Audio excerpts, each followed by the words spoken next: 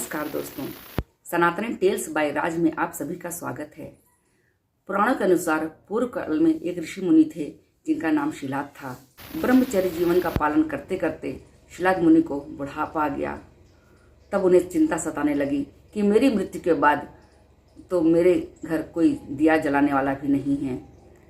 अतः वह संतान प्राप्ति की इच्छा करते हुए भगवान इंद्र की तपस्या में बैठ गए। उन्होंने बहुत सालों तक तपस्या की। इंद्र भगवान शिलाद मुनि के तपस्या से प्रसन्न हुए और उनके समक्ष प्रकट हुए और बोले, मुनिवर उठिए, आपके मन में क्या इच्छा है, आप वर मांग सकते हैं। मुनिवर ने आंखें खोली और बोले, प्रभु मुझे ऐसा पुत्र चाहिए जो कि अयोनिज हो और जिसको मृत्यु छू भी ना सके।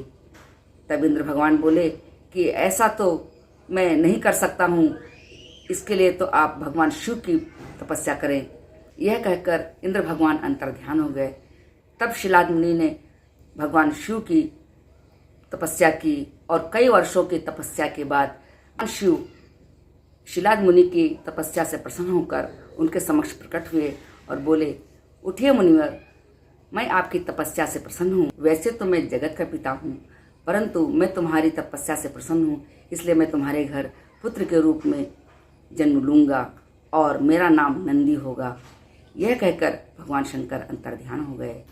कुछ दिन बाद शिलाद मुनि ने यज्ञ का आयोजन किया और उस यज्ञ कुंड से एक सुंदर बालक निकला। उस बालक को पाकर शिलाद मुनि बहुत प्रसन्न हुए और बोले, वाह प्रभु, आपका रूप कितना सुंदर है। और उस बालक को ऋषि घर लेकर के आ गए और उसका लालन पालन करने लगे। जब 5 वर्ष का हुआ तो उन्होंने बहुत वेद शास्त्रों का उनको शिक्षा दी और 7 वर्ष की आयु जब उनकी हुई तब 2 ऋषि उनके घर आए और शिलाद मुनि ने उनका बहुत स्वागत सत्कार किया। बालक ने भी बहुत स्वागत सत्कार किया। जाते समय उन्होंने शिलाद मुनि को बहुत सारा आशीर्वाद दिया और बोले, आप दीर्घायु हों, खूब सालों तक जिए। परंतु उन्होंने नंदी को कोई भी आशीर्वाद नहीं दिया। तब शिलाद मुनि ने दोनों ऋषि मुनियों से कहा कि हे मुनिवर, आपने मुझे तो बहुत सारा आशीर्वाद दिया, परंतु मेरे बेटे को कोई भी आशीर्वाद नहीं दिया। उन्होंने कहा कि मैं इसे आशीर्वाद नहीं दे सकता क्योंकि इसकी 1 वर्ष की ही आयु शेष है। दोनों ऋषियों के जाने के बाद शिलाद मुनि अपने कक्ष में आए और नंदी को पकड़कर जोर जोर से रोने लगे। तब नंदी बोले, बाबा आप कांप क्यों रहे हैं, क्यों इतना रो रहे हैं।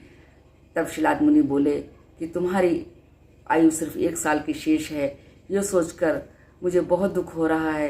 तब नंदी बोले कि मेरी अल्पायु कैसे हो सकती है, मुझे तो आपने शिव जी से प्राप्त किया है, आप चिंता क्यों करते हैं, मेरी रक्षा तो भगवान शिव ही करेंगे। यह कहकर उन्होंने शिलाद मुनि से आज्ञा ली और तपस्या करने के लिए चले गए।